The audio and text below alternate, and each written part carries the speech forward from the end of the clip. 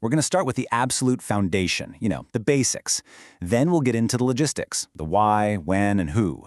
From there, we'll hit the core questions that really drive this whole process, look at the different ways to analyze risk, and, most importantly, talk about how to turn all that analysis into action that actually sticks.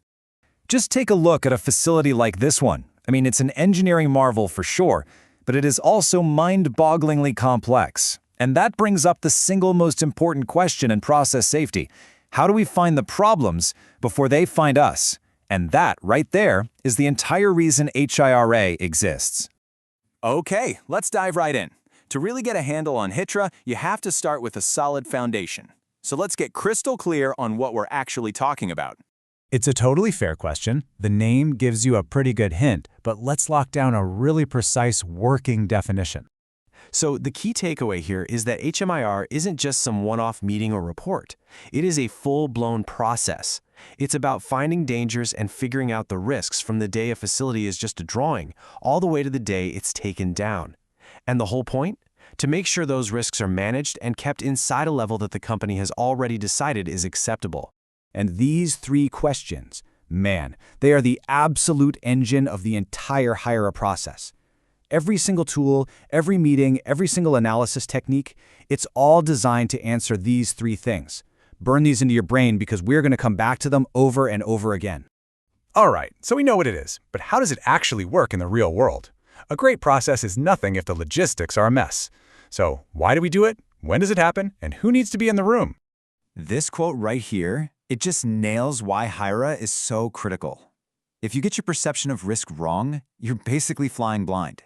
You could end up spending a ton of money on a minor problem, while a truly catastrophic risk goes completely unnoticed. That's the danger we're trying to avoid. So, is this something you do once when you build a plant and then just stick the report on a shelf to collect dust? Let's find out. The answer is absolutely not. HIRA is a life cycle activity.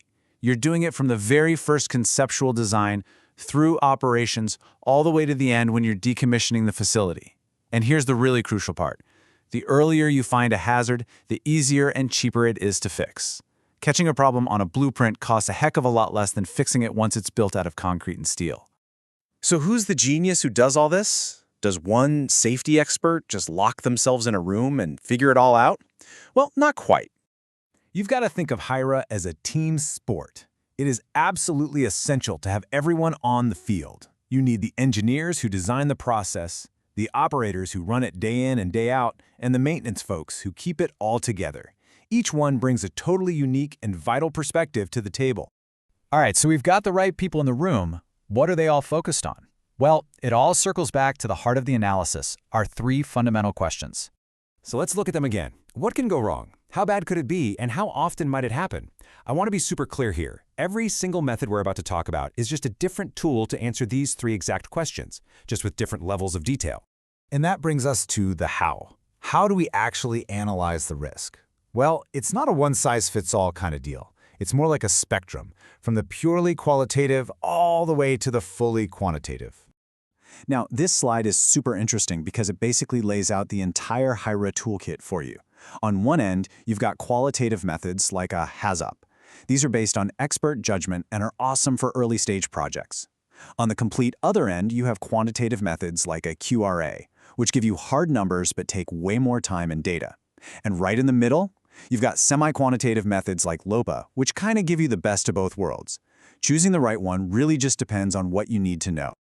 So, you've done all this work. You have a list of potential risks, some of them probably pretty scary. Now what? Because let's be honest, an analysis that just sits on a computer is completely useless until you evaluate those risks and decide what to do. This is the decision-making step. The best way to think about it is this. Your company's risk criteria are like a measuring stick. You take each risk you found in your analysis and hold it up to that stick to see where it lands.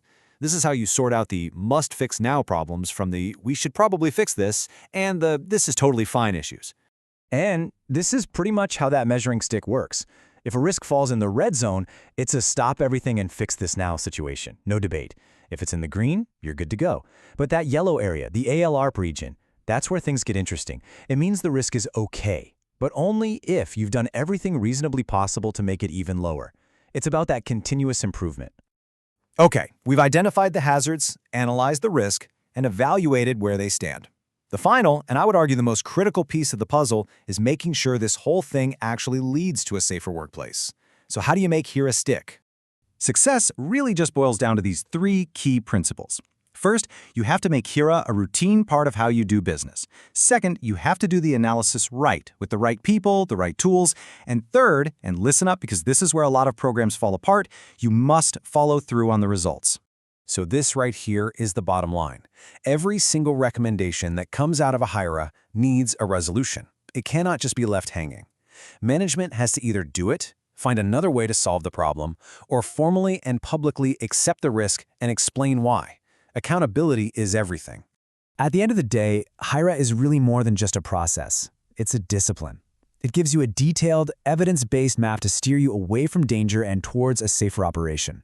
The only question left to ask is your organization actually following the directions? And that's something we're thinking about.